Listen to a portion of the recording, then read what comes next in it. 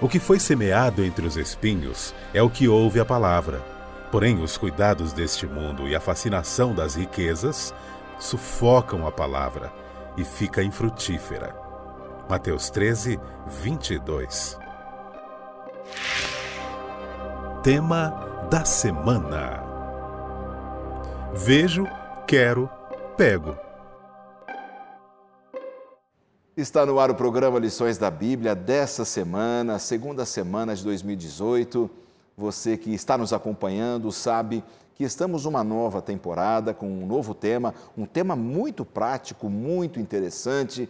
Na semana passada começamos a estudar um pouco sobre a mordomia cristã, como nós podemos colocar o nosso coração nas mãos de Deus, os motivos mais sinceros do nosso coração na experiência cristã, que é o que nos dá realmente motivação para vivermos neste mundo. E nesta semana vamos continuar esse tema, já que já falamos um pouco da avareza, da ganância, como isso destrói a nossa vida espiritual. O tema dessa semana, especificamente, nós vamos trabalhar sobre essa visão do consumismo, que envolve também ganância e avareza. É uma espécie de continuidade da semana passada. Vamos até repetir alguns conceitos importantes, porque esses conceitos afetam a sua vida, a minha vida, com certeza, em nossas atividades do dia a dia e na nossa experiência cristã também. De volta ao programa, eu recebo novamente os amigos Joel Dissler, que trabalha aqui na Rede Novo Tempo de Comunicação, como nosso gerente financeiro. Obrigado por voltar ao programa, um prazer recebê-lo mais uma vez, viu, Joel? Obrigado. Também recebo aqui a Julimar Murati, que é funcionária da Escola Bíblica e tem uma formação bastante interessante na área de economia doméstica e tem feito um ministério aí pelo Brasil, viajando pelas igrejas, dando cursos de finanças da família, de maior controle, não é, isso mesmo, Julimar? De como as pessoas podem ver uma vida mais controlada e feliz, porque o controle é necessário também em nossa vida. Bom, gente, prazer mais uma vez recebê-los. O tema de hoje promete, então nós vamos começar com uma oração. Você que está em casa, ore com a gente. Pedir para a Julimar fazer uma oração para a gente começar. Oremos. Querido Pai, nós te louvamos e agradecemos pela oportunidade que o Senhor nos concede de estarmos aqui para estudar a Tua Palavra e pedimos a presença do Espírito Santo que venha abrir a nossa mente e trazer as instruções para que através dela nós coloquemos em prática e tenhamos uma vida mais feliz, uma vida com fidelidade a Ti. Amém. É que eu te peço em nome de Jesus. Amém. Amém. Amém. Amém. Um quadro bastante interessante aqui do programa Lições da Bíblia é Palavra do Autor, o autor que escreveu o nosso manual de estudos, pastor John Matthew. Vamos acompanhar. Você já ouviu o termo Evangelho da Prosperidade? Está no mundo inteiro. Alguns chamam de prosperidade do Evangelho, mas penso que seja uma interpretação equivocada de todos os textos bíblicos que se referem a Deus tentando nos abençoar quando somos fiéis a Ele. Vou dar 4 ou 5 referências.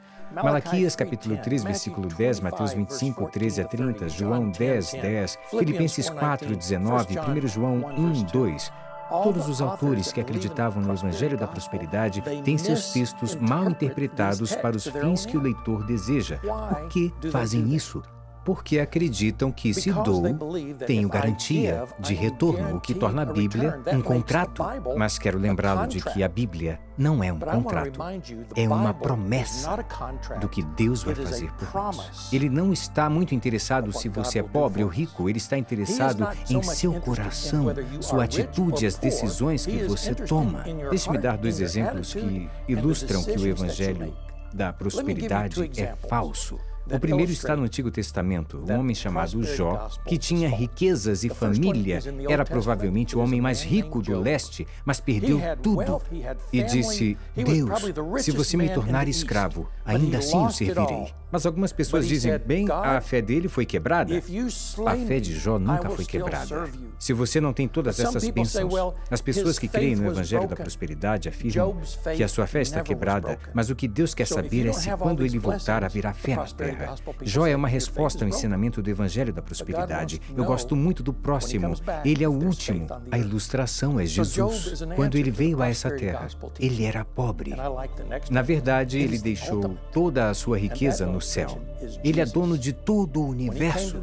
Ele negou a Satanás a oportunidade de entregar todas as suas posses no deserto, quando disse, está escrito. Eu só quero lembrá-lo. Quando Eva foi pelo jardim, sozinha, ela encontrou uma árvore. É uma história conhecida. Ela viu, desejou e tomou.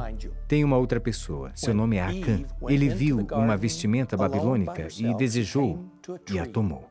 E você? O que você vê, deseja e toma? Espero que você tome Jesus.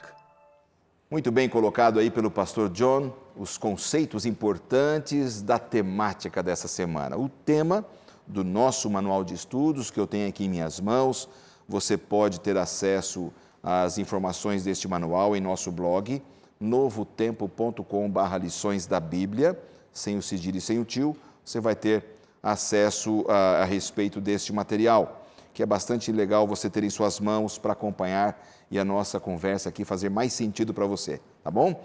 Bom, o tema dessa semana, vejo, quero e pego. Como é que é isso, Joel? Como é que você entendeu o tema dessa semana? Ele é bem sugestivo, né? Vejo, quero, pego. É algo hoje muito comum em nossos dias, né? Olha, se você quer, se você gostou, pega, que vai ser seu. Então nós temos que tomar cuidado porque nem sempre o que nós vemos e queremos deve ser pego, né? E aí vem assim algumas técnicas, né? Experimenta, sem compromisso. Você já viu, já desejou, né? Aí, quando fala experimenta sem compromisso, é a chave que faltava. Está ligado às nossas emoções, né? Vejo, quero e pego. Você acaba consumindo algo, não de forma racional, mas você é movido à sua emoção, né? A sua emoção vai à frente. E por conta hoje de toda essa facilidade, você se vê em condições de ter aquilo, mesmo você não tendo. E por conta disso, eu utilizo o cheque especial, que hoje nós temos um dos maiores juros do cartão de crédito e cheque especial, então eu utilizo desses recursos de financiamentos para adquirir... Eu vou pagar daqui um mês mesmo. Algo imediato. Foi-se o tempo, eu acredito que esteja no seu tempo também, pastor, em que a gente economizava, nós tínhamos a nossa poupança. Olha, eu não sei, eu sou bem jovem, eu não sei. Então, mas nós tínhamos uma reserva financeira, a gente fazia ali uma poupança para adquirir algo futuramente. Nós projetávamos aqui, nós tínhamos um sonho de alcançá-lo. E hoje não, hoje a gente até perdeu um sonho porque eu consigo aquilo imediatamente. Então, quando eu vejo esse mercado, ele me dá a possibilidade de querer e pegar, né? De ter aquilo de forma imediata. Isso aí atrapalha a vida de muita gente e eu sei que, como é o tema dessa semana, eu espero que a sua vida não esteja atrapalhada nesse sentido, que você não seja uma vítima do consumismo, de gastar por qualquer coisa, sem necessidade ou coisa assim, porque o tema dessa semana realmente vai trabalhar bastante a nossa visão espiritual, financeira, o nosso dia a dia, para a gente poder encontrar a paz e a felicidade. Joel, o verso principal aqui do nosso manual de estudos, ele é bastante interessante. Ele fala sobre a semente que foi jogada entre os espinhos, Jesus contando essa história. Qual análise você faz deste verso com o tema dessa semana? Eu acho que nós poderíamos aplicar no sentido de que, muitas vezes, a palavra de Deus, ela nos pede algo, nos orienta em algum sentido, mas como o nosso foco e as nossas energias vão sendo gastas, muitas vezes com outras coisas, correndo atrás das coisas desse mundo, essa mensagem, esse evangelho que nós recebemos, ele vai sendo sufocado devagarzinho, sem nós percebermos, e quando nós nos apercebemos, já é tarde demais, né? Essa semente, ela praticamente já morreu, né? Ela foi sufocada por esse mundo e ela praticamente está morta. Então nós temos que tomar muito cuidado para que esses espinhos, né, que é o que o mundo hoje nos prega como felicidade, como sucesso, né? Para que isso não sufoque essa semente que é o Evangelho que está lá no nosso coração. E Jesus mesmo disse aqui no verso, interessante, né, Joel e Julimar, que os cuidados do mundo, os cuidados da vida, não é? E essa fascinação da riqueza, parece que essa questão da fascinação da riqueza, ela pega todo mundo, né? Quem não gostaria de ter um salário melhor, uma condição financeira melhor, exerce uma fascinação incrível na nossa mente. Jesus disse que essas coisas sufocam a palavra, sufocam. A nossa vida fica infrutífera. É forte isso, né? Porque você ter a sua vida infrutífera, sufocada pelos cuidados da vida, que já são tantos, né? Você tem os seus problemas na sua vida, eu tenho os meus, todos nós temos muitos problemas relacionados à vida, os cuidados da vida. Se a gente aumenta esses cuidados, eu acho que a pessoa adoece mais rapidamente ainda. Quando ele diz aqui, pastor, que foi semeado entre os espinhos, é o que ouve a palavra, e ao ouvir a palavra, ele espera exatamente isso que o senhor falou, que eu dê frutos, mas eu acabo sendo sufocado por essa ansiedade, pela preocupação da vida e na busca, nessa fascinação pelas riquezas. Eu percebo também que o materialismo acaba criando em nós uma desordem de identidade. Nós vamos perdendo a nossa identidade porque nós vamos nos igualando às pessoas que estão buscando a sua vida, firmar a sua vida no materialismo. Então, por isso que ele diz aqui, a gente acaba sendo infrutífero, porque nós perdemos essa identidade e nos misturamos com essas pessoas que têm como propósito ter uma vida de sucesso, uma vida próspera, baseada no consumo, no consumismo, no materialismo. Agora, eu vejo assim, Gilmar, não sei se eu te cortei, você queria falar alguma coisa.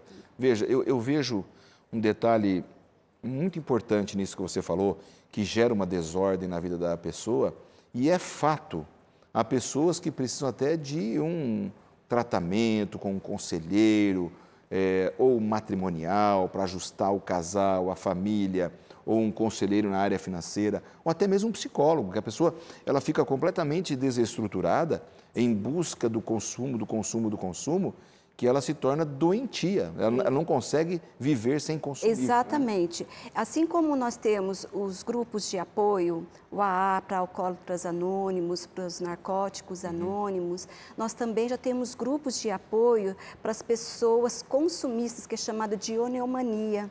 Então, isso já virou uma doença, porque ela busca no consumismo, no materialismo, esse prazer, porque ele nos dá uma alegria, ele nos traz uma felicidade, mas uma felicidade momentânea. E a propaganda, ela conhece muito bem disso. Sim, exatamente. Tanto que existe o ciclo de propagandas.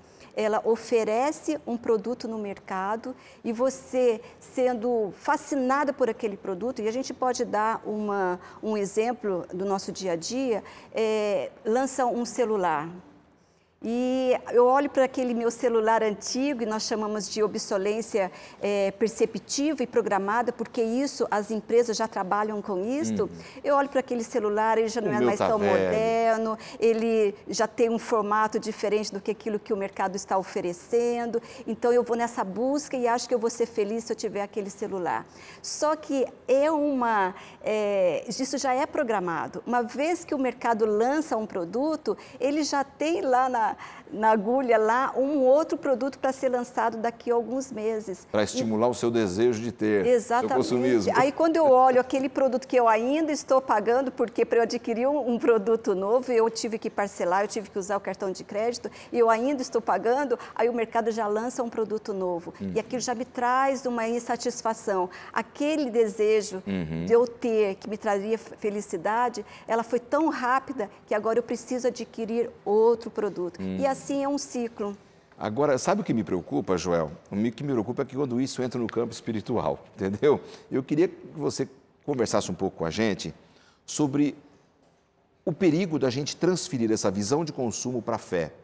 E aí a gente chamaria de o evangelho da prosperidade, ou uma teologia que se criou ao longo dos anos em cima da prosperidade. Você vai para Deus e Ele vai fazer você ser rico, vai ter tudo e etc, etc. Como é que a gente pode encarar esse tema dentro do Manual de Estudos nessa semana? A origem do Evangelho da Prosperidade, na verdade, a origem se chama confissão positiva. E começou lá nos Estados Unidos e desembarcou aqui no Brasil na década de 80. Então, quando desembarcou aqui no Brasil... Podia ter sido deportado esse desembarque, né? Pois é, exatamente. Então, o que fala nessa confissão positiva? Ela fala que nós servimos a um Deus que, se você pedir e insistir, você terá. Porque Deus é um Deus que nos abençoa, então aquilo que nós pedirmos e insistirmos, ou seja, usarmos a nossa fé, a insistência através da fé, nós teremos. Então, de tanto nós pedirmos, nós alcançaríamos. Mas isso é um perigo, porque nem tudo aquilo que nós pedimos será bom para nós, fará bem para nós. Então, o jovem rico, por exemplo, tinha muita riqueza, mas quando Jesus foi lá e falou, olha, vende tudo que tens e me segue, o que aconteceu?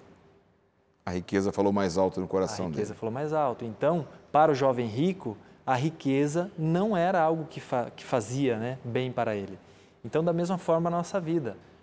Tem coisas que nós pedimos que Deus, em sua infinita sabedoria, sabe que não fará bem para nós. E eu fico imaginando, eu tenho 2 filhas, né? E elas vão para a escola. Como é a questão, né? Eu até chamo como se fosse o bullying do materialismo, né?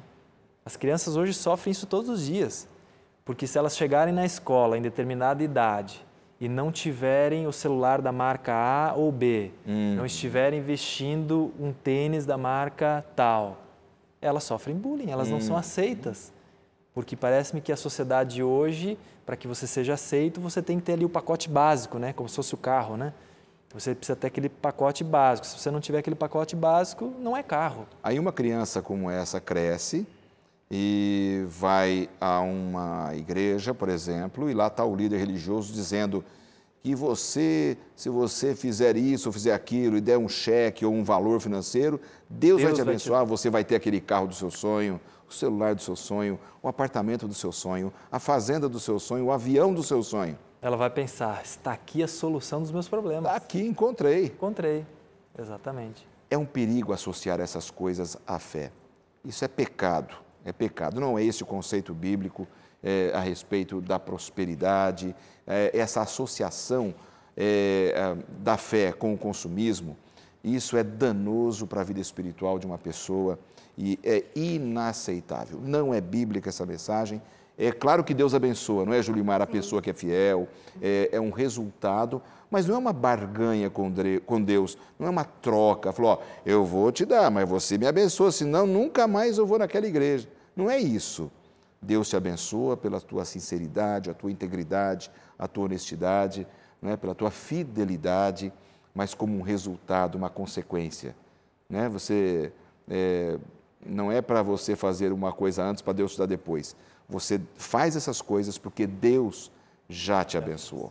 Deus já te abençoou. Então eu sou fiel àquele que já foi fiel a mim. Não é? Julimar, segura o teu comentário, que nós vamos para o intervalo e nós voltamos já, não saia daí.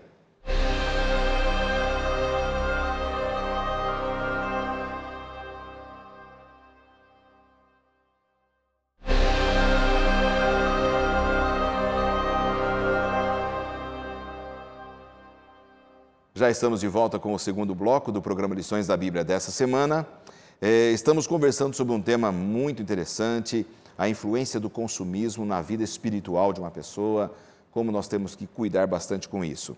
Estamos com os amigos Joel Dissler e Julimar Muratti, visitando o programa mais uma vez, já estiveram na semana passada, uma alegria recebê-los. Mas eu quero aproveitar a volta desse segundo bloco e oferecer aí para você a oportunidade de ter na sua casa este estudo da Bíblia com ênfase na família. Entre Família é um curso novo aqui da Novo Tempo e o programa Lições da Bíblia nessa temporada está oferecendo para você com muito carinho, com muita alegria, porque a família é a base de toda essa temática que nós estamos conversando aqui no programa de hoje, o da semana passada também, e dessa temporada, o equilíbrio financeiro e a vida espiritual. E aqui temos temas importantes para a sua família, que você vai amar. Você pode solicitar agora pelo telefone, código de área 12, 21 27 31 21. Alguém vai te atender no horário comercial, tá bom? Não ligue à noite, porque vai ser difícil alguém te atender nesse momento, mas nós vamos atender você com muito carinho. Vai ter um atendente para anotar o seu endereço, o seu nome, os seus dados e vamos enviar gratuitamente. Se você preferir, pelo nosso blog, novotempo.com/lições da Bíblia, tem um banner com essa imagem lá. Você clica e faz o seu cadastramento e a gente vai enviar gratuitamente para você, tá certo?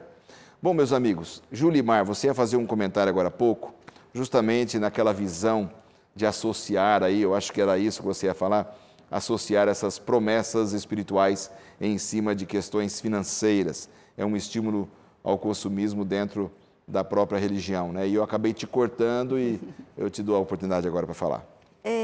Quando a gente observa tudo isso que está acontecendo em termos de evangelho da prosperidade, a gente vê que o evangelho genuíno de Cristo é totalmente contrário a tudo isso.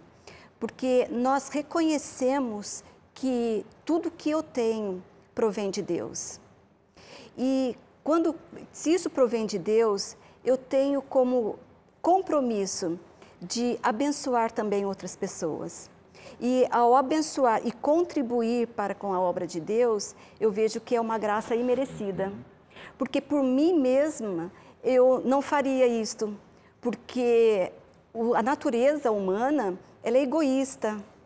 Ela vê os seus benefícios próprios. Seus próprios interesses. Os seus próprios interesses. Então, aqui Paulo, ele vai relatar à igreja de Corinto a generosidade da igreja de Macedônia, quando eles, mesmo diante das tribulações, eles formam um mutirão para ajudar aquelas igrejas mais necessitadas. E de forma voluntária, de forma espontânea, não houve qualquer opressão, mas eles se sentiram privilegiados em contribuir para com a obra de Cristo. Muito bem colocado isso que você falou, Julimar, porque eles fizeram aquilo do coração. Eles não foram motivados com promessas falsas de riqueza. Aliás, a Macedônia tradicionalmente era uma região pobre, era um bolsão muito grande de pobreza. E eles ajudavam com alegria, com o estímulo de preocupação com o outro, né, Joel? Pastor, Lucas fala aqui, Lucas 12, versículo 15... A vida de um homem não consiste na abundância dos bens que possui. Veja, a Bíblia é clara. Você não pode julgar a vida espiritual de alguém pela abundância ou não de bens que ela tenha. Interessante foi quem falou isso, né? Interessante, né? Quer dizer, o Evangelho falando para a gente, o Salvador Jesus falando para a gente, e muitos hoje têm coragem de dizer que para você saber se tem sucesso espiritual, você tem que ter prosperidade financeira. Não estou entendendo. É totalmente contra, né? Totalmente contrário, né? Essa visão que você deu aí. Lucas, no capítulo 12, no versículo 15. Que interessante. Olha só, essa é uma questão fantástica. Isso mostra o perigo, né, Joel? Sim. Que a gente tem de hoje na questão espiritual, ficar muito fascinado pelo Evangelho da prosperidade, né? Que acaba sendo uma influência da cultura, da sociedade em que nós vivemos, né? Essa cultura, ela está adentrando nas igrejas, no Evangelho e está distorcendo, né? Porque da mesma forma como a sociedade prega que você precisa ser próspero profissionalmente, sentimentalmente, na família, transfere também isso para dentro da igreja no sentido de que se você é alguém que tem sucesso espiritual, isso precisa aflorar através de bens, de prosperidade, e não é assim. E essa, desculpa, pastor, e essa prosperidade que o Senhor nos concede a partir do momento que nós entendemos e que nós compartilhamos dessa bênção para com os necessitados, ela vem para a nossa vida, não como uma prosperidade material, mas uma prosperidade relacionada também à nossa vida familiar, à minha saúde. O sucesso ele vai vir porque ele também vai me capacitar para que eu também, através dessas bênçãos, eu possa abençoar outras pessoas. Então, todos nós somos chamados para essa obra. Então, quando eu me dirigi a esse povo de Macedônia, esse é um chamado não somente para os ricos, mas aqueles também desprovidos de recursos financeiros, eles também são chamados para contribuir para com a obra de Deus. Exatamente, ou seja, dentro da sua possibilidade, dentro da sua condição financeira, todos podemos participar, não é? Não é o volume da doação, da nossa ajuda à obra de Deus ou para alguém que faz a diferença, mas é a atitude humilde do reconhecimento de quem é Deus para a nossa vida, né? Vocês acham que, por exemplo, essa confusão que o mundo está passando nessa área financeira pessoal e que afeta, como você disse, Joel, o Evangelho e as igrejas de uma forma geral, isso obscurece a nossa visão espiritual, que é um dos temas aqui do nosso manual de estudos? Com certeza obscurece, porque se nós perdemos o foco, né, do Evangelho, de ajudar o próximo, e formos atrás desse foco de prosperidade, de ter, de pegar, de querer, você vai acabar gastando suas energias correndo atrás dessas coisas, e o principal, que é amar o próximo, levar o Evangelho, você vai esquecer, você vai sufocar isso e automaticamente você vai se afastar dos caminhos de Deus, porque você vai gastar mais energia com essas coisas do mundo do que com as coisas espirituais. A pessoa até pode alcançar alguma coisa, conquistar alguma coisa, mas ela tem aquela sensação de estar esmurrando o vento, né? Não bate, mas se perde, porque o próprio Manual de Estudos nosso diz que a Bíblia ensina uma grande verdade, que os bens deste mundo, as riquezas deste mundo, elas são temporárias. Elas enferrugem, a traça corrói. A traça come. E aí, eu me lembro também agora, né, por exemplo, você vê muitas pessoas bem-sucedidas, ricas, poderosas, mas isso tem um preço. Aí quando você pega essa mesma pessoa e avalia a vida familiar dela, totalmente despedaçada, ou seja, ela teve que abrir mão da família para poder alcançar o sucesso. Mas que sucesso é esse que você vai alcançar? E para ter esse sucesso, você vai perder a sua família, vai perder os seus filhos. Isso não é sucesso. Não é esse o sucesso. É um custo muito alto que a pessoa paga, né? Conta-se uma história que no velório do primeiro bilionário John Rockefeller, alguém chegou próximo ao contador da família e perguntou: e aí, quanto foi que ele deixou? O contador virou para a pessoa e falou assim: ele deixou tudo. Porque tudo ele deixou, ele não levou nada. Caixão não tem gaveta. Muitas vezes as pessoas correm atrás de ter essa prosperidade, de ser rico e poder, né, acumular cada vez mais a sua riqueza, mal sabe de que aqui vamos deixar, não vou poder levar nada. A pessoa pode ser acometida por um acidente, uma enfermidade, a morte pode chegar cedo demais ou tarde demais, mas ela chegará para todos, né? E aí aquela velha máxima, aproveitando a sua ilustração, caixão não tem gaveta, né? E aí agora, né? A pessoa morre, ela não leva o ouro, a prata, não leva a conta bancária, não leva os carros de luxo, não leva o avião, não leva nada. Aí ela olha para trás, família destruída, profissão destruída, buscou, ter. Eu acho que é aí que está a base do tema dessa semana, né, Joel? Que é bastante interessante. Vejo, quero, pego. Exato. Ganância. A ganância se torna realmente um grande problema nessa visão espiritual. Vamos analisar um pouquinho sob o ponto de vista da cobiça, não é? E existe alguns passos para a cobiça ser desenvolvida na nossa vida. A gente pode tomar algum cuidado para que essa cobiça não nos domine de uma maneira tão forte. Como é que você vê, Joel? Olha, a cobiça, ela é muito mais um sentimento do que uma decisão racional. Envolve também uma decisão racional, claro. Quem cobiça vai planejar para ter aquilo que ele está cobiçando. Mas a cobiça, ela chega até a ser algo assim, como se fosse uma doença. A pessoa vê algo e ela quer tanto aquilo que ela não mede as consequências de ter aquilo. Então, se ela precisar pisar em alguém, se ela precisar passar para trás alguém para alcançar aquilo, ela vai fazer, exatamente. E vem de 3 passinhos básicos, né, que o manual até cita aqui. A cobiça, ela começa o quê? Você vai contemplar algo. Contemplei. Opa, gostei. Estou desejando aquilo. A partir do momento que eu estou desejando aquilo, eu começo agora a planejar como eu vou ter aquilo. Começa a querer aquilo. Exatamente, para finalmente chegar à ação, né? E nós temos alguns exemplos bíblicos também, né? Dessa questão da cobiça, né? Davi, por exemplo, quando cobiçou, né, a esposa de Urias, é algo complicado, porque se você parar, contemplar e conseguir parar aí, ok. Mas à medida que você vai dando o segundo passo, o terceiro passo, você não consegue mais se livrar. Quando a Bíblia fala que enganoso é o coração do homem, é no sentido amplo, né? Em todas as coisas, inclusive ao cobiçarmos coisas que nós não temos, que outros têm e nós não temos, e a gente se mata apenas para ter. Esse ato de acumular sem sentido, que é o grande problema que a Bíblia condena, né? Não é nem a pessoa que tem o recurso, se ela adquiriu honestamente com o seu trabalho, teve uma vida equilibrada, ponderada, familiar, e ela conseguiu agregar recursos financeiros, posses, propriedades, amém. Se ela fez isso de forma equilibrada, decente, sem passar ninguém para trás. É esse o ponto bíblico, né? É você alcançar as coisas mantendo os seus valores. Seria dentro dessa visão, Julimar? Sim, porque a cobiça, ela vai além de uma ambição, de querer algo. Ela quer o que o outro tem.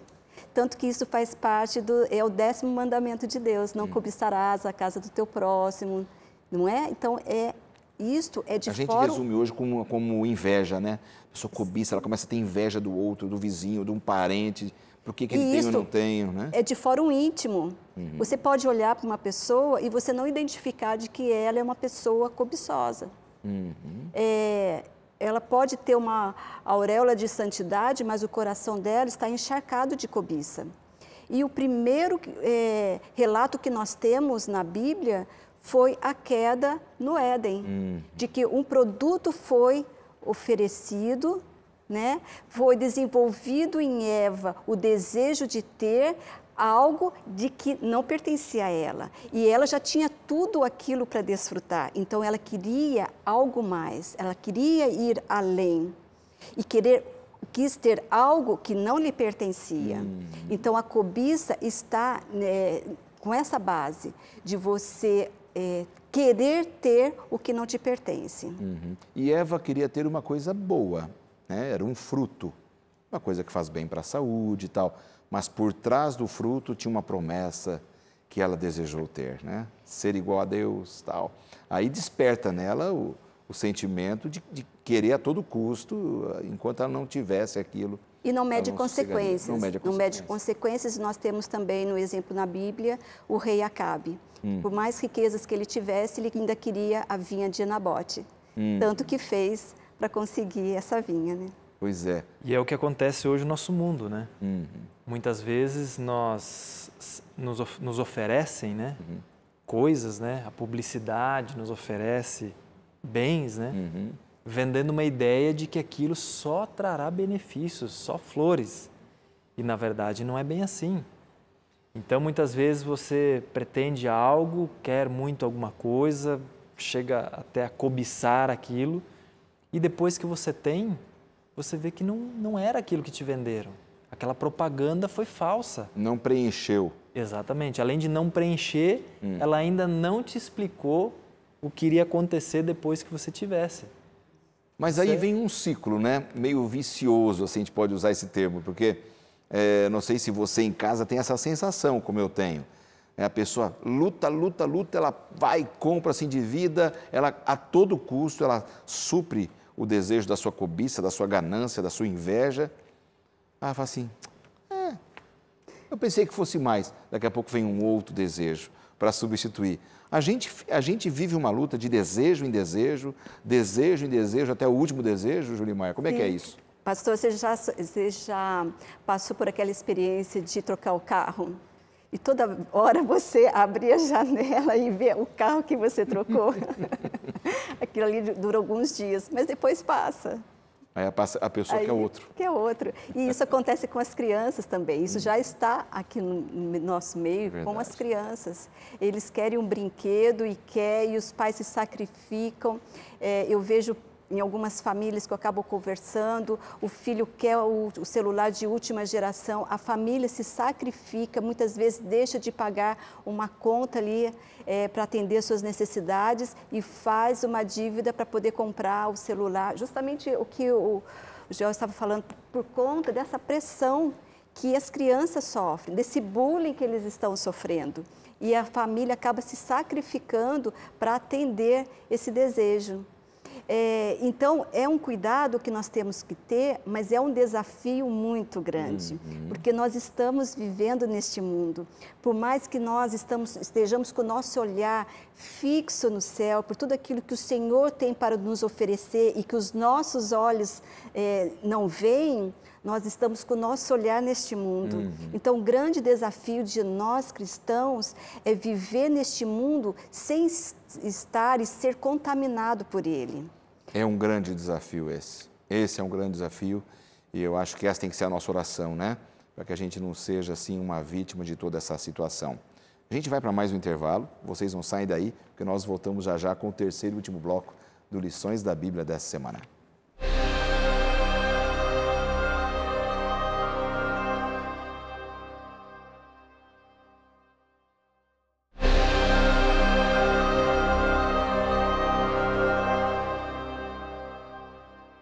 Chegamos à última parte do programa dessa semana, estudando aqui o nosso manual. Ainda estamos no início de uma temporada nova aqui no programa, você sabe, estudando temas relacionados a como servirmos a Deus de todo o nosso coração, as verdadeiras intenções do coração, que é o tema envolvendo a mordomia cristã, que é um tema importante na Bíblia, que tem a ver sobre o senhorio do Senhor Jesus, sobre a minha vida, a sua vida, e como a gente vive para Ele neste mundo tão contaminado.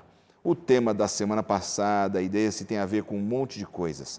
A cobiça, a ganância, o materialismo, como essas coisas nos afetam como filhos de Deus, como podemos nos livrar delas ou como podemos conviver com essas coisas de uma maneira pontual, equilibrada, dentro do plano do Senhor Jesus. Amigos, o tema, ele acaba se replicando e tendo uma continuidade. Vimos aqui os passos da cobiça, agora no bloco anterior, e agora a gente entra num ponto relacionado de uma maneira mais profunda à ganância. Cobiçar algo realmente é pecado, está até no mandamento, como a Julimar falou. Agora, a ganância seria um desejo insaciável dessa cobiça, Joel? Como é que você analisa? Eu até dei uma olhada no dicionário, o que seria ganância, né, por parecer muito semelhante com a cobiça, né? E lá diz que a vontade intensa e permanente de possuir ou ganhar mais do que os demais. Ou seja, mais do que o meu próximo, do que o meu vizinho, do que o meu irmão. Intensa e permanente. Intensa e permanente de ganhar mais. Não basta ganhar igual, eu quero ganhar mais. Então, se a Julimar tem um carro, eu preciso ter um melhor do que o dela. E isso é a essência da ganância. Eu queria só, voltando ao que nós falamos no bloco anterior, hoje a sociedade que nós vivemos, ela é bem exemplificada por uma frase de um senhor chamado Schopenhauer. E ele diz o seguinte: a vida é uma constante oscilação entre a ânsia de ter e o tédio de possuir. É exatamente isso que a sociedade vive hoje. A ânsia de ter, depois que tem, vem o tédio de possuir. Olha, eu queria muito aquilo. Eu queria muito um carro automático. Agora que eu tenho, parece que é um tédio. Não tem mais graça nenhuma. Porque a sociedade, a publicidade, né, o consumismo já me mostra algo maior do que aquilo. Então, isso daqui já não tem mais graça. Agora você precisa de algo melhor. Então, é esse tédio hoje que tem trazido muitas doenças, frustração para as pessoas. Isso afeta muito as crianças, os jovens, né? Tremendo. Os adultos também, claro, mas as crianças e jovens estão cada vez mais depressivas. Me preocupa muito isso aí. A busca do homem está nessa felicidade e na satisfação. Então, essa ganância, essa busca de ter, você deixando de lado tudo aquilo que realmente tem valor para você, a sua família, o tempo dedicado a ela, você se empenha tanto e trabalha tanto, quando lá na frente você vê sua saúde também comprometida, você já não tem um relacionamento afetivo com os seus, tudo isso são consequências amargas que a pessoa acaba tendo que colher. E não deixa de ser uma armadilha do inimigo. Porque a pessoa gananciosa, ela não mede consequências para ter as coisas. E quando se vê, ela está toda endividada. E então, segundo o livro da escritora Ellen White, uma escritora norte-americana, no Lar Adventista, na página 393, nos diz que aquele que caiu, que está endividado, caiu na rede que Satanás tem preparado para as almas. Então, gastar o dinheiro, antes mesmo de que ele ser ganho, é um laço que ele tem para cada um de nós. Então, é um cuidado que nós temos que ter, porque o Deus deste mundo é o dinheiro, que deve ser o nosso servo, ele tem que nos servir, mas nós não podemos deixar que ele nos escravize. O que nós estamos percebendo é que as pessoas estão escravizadas por um sistema. O sistema de prosperidade, de acúmulos de riquezas, de aparências, de status. Essa é uma armadilha e as pessoas estão vivendo escravizadas por esse sistema. E é uma escravidão assim notória, né? A gente vê como o nosso mundo hoje, em toda parte, em todos os países que a gente vê, dos países mais pobres aos mais ricos, no seu devido nível, todo mundo tem isso aí. A cobiça, a ganância, a avareza, é realmente uma doença do homem pós-moderno, sempre foi, né? Do homem antigo, do moderno, do pós-moderno, mas parece-me que nós estamos cada vez mais escravizados, né? Gostei dessa frase que a Julimar falou, Joel, você que é um gerente financeiro, e acostumado a lidar aqui na Novo Tempo com recursos, orçamentos, o dinheiro, nós não podemos ser escravos dele. Ele está lá para nos servir, não é? Acho que a gente inverte muito fácil a prioridade nessa questão do dinheiro, você não acha? Com certeza. Inclusive, por exemplo, quando nós temos um carro, o carro, na verdade, ele está lá para nos servir. Você tem que fazer uso dele. É para isso que ele serve. Se Deus te deu uma bênção, um recurso financeiro, e Ele te permitiu ter um carro, olhe, faça o melhor uso possível dele. Pega os seus filhos, joga a bicicleta dentro, leva para o parque. Ah, não, mas vai riscar o porta-malas do meu carro. Isso é um absurdo. O carro está para servir. Nós não estamos lá para servir ao carro. A mesma coisa o dinheiro. Nós não podemos cair nessa cilada. O dinheiro está para trazer conforto para a nossa família, trazer conforto para o nosso próximo, trazer conforto para os nossos amigos. Nós temos que saber utilizar e utilizar com sabedoria. Agora, se nós nos apegarmos a ele a tal ponto de queremos guardar ele, acumular para nós, aí nós estamos perdidos. Que aí nós vamos adoecer, vamos ter problemas, vamos nos frustrar, vamos entrar em depressão, porque ele não vai trazer felicidade nenhuma, pelo contrário, ele vai trazer só preocupação. Então, a pessoa rica, eu tenho fazendas e tem uma que está indo mal, então agora eu preciso correr porque eu não posso perder essa fazenda. Não, na verdade eu tenho que ter outra, não perder. Então ele fica doente por causa daquilo.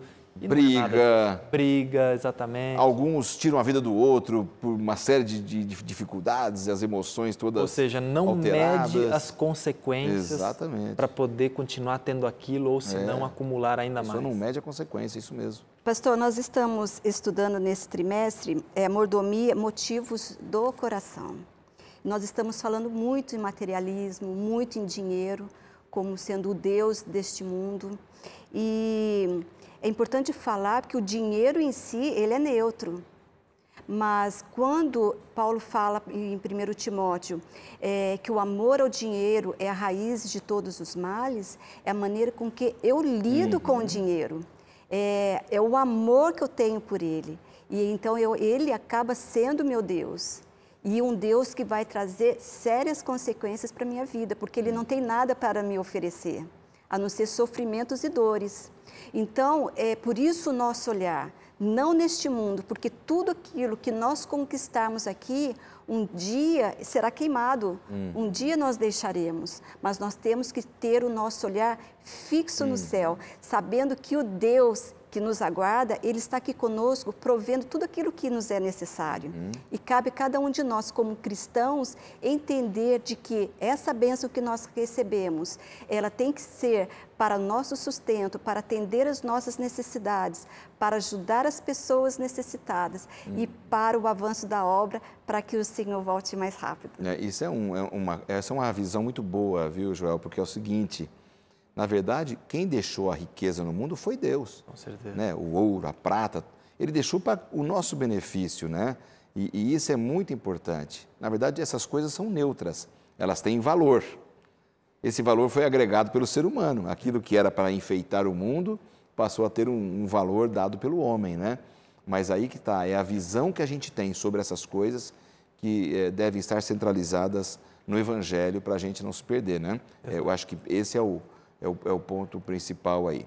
Agora, para a gente partir para o encerramento da nossa discussão aqui, nessa semana, como é que a gente entende, tem solução? É possível ter domínio? Ou ele vai dominar sempre a gente, a riqueza, o dinheiro, o Deus deste mundo vai sempre dominar a gente, a você, a mim? Tem alguma promessa na Bíblia, Joel, de que a gente pode ter algum estímulo de Deus, que a gente pode dominar essas coisas? Existe domínio? Com certeza, o domínio próprio é algo que, quando você estuda a palavra de Deus, você vai encontrar isso em diversas passagens, em diversos livros da Bíblia, porque o domínio próprio é a chave para todos os problemas que nós temos na vida, né? Sim. Então, por exemplo, para eu ter uma saúde, eu tenho que me alimentar bem. Para eu poder me alimentar bem, eu tenho que ter domínio próprio para não me alimentar mal. Se eu quero ter saúde, eu preciso escolher alimentos que me tragam saúde. Mas muitas vezes me são oferecidos alimentos bonitos, saborosos, mas que o meu domínio próprio vai me falar, olha, são bonitos, saborosos, mas não farão bem para a sua saúde. Então não coma. É a mesma coisa a questão do dinheiro, das posses, do materialismo. Se você não tiver um domínio próprio, você vai cair nessas ciladas e você vai sofrer com isso. E nessas promessas da Bíblia, Jurimar, para aqueles que estão nos assistindo assim, falam assim, puxa, eu sou filho de uma família descontrolada, dominada pelo dinheiro.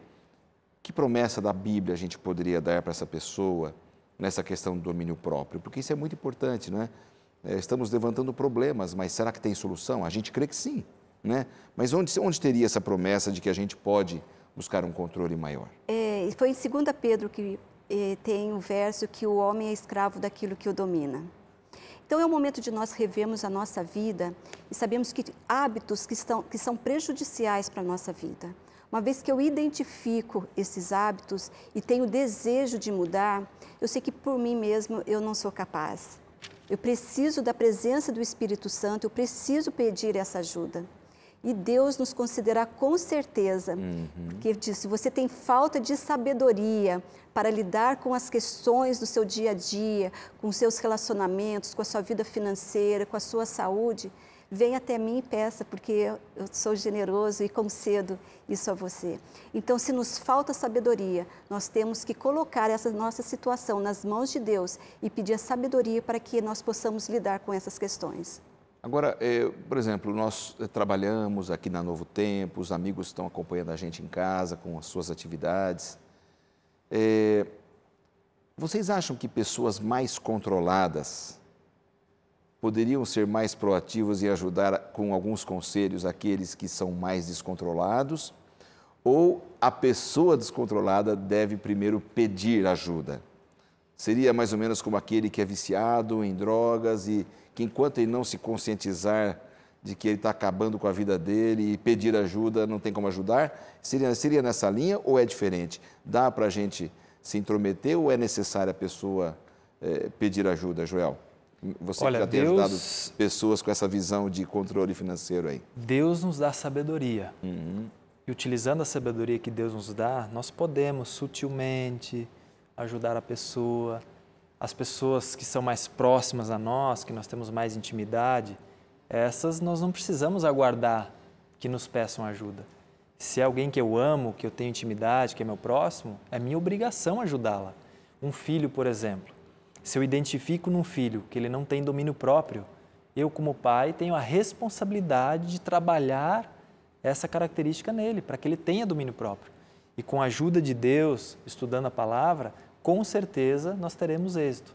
Mas nós temos que pedir sabedoria, porque é um tema complicado, não é fácil.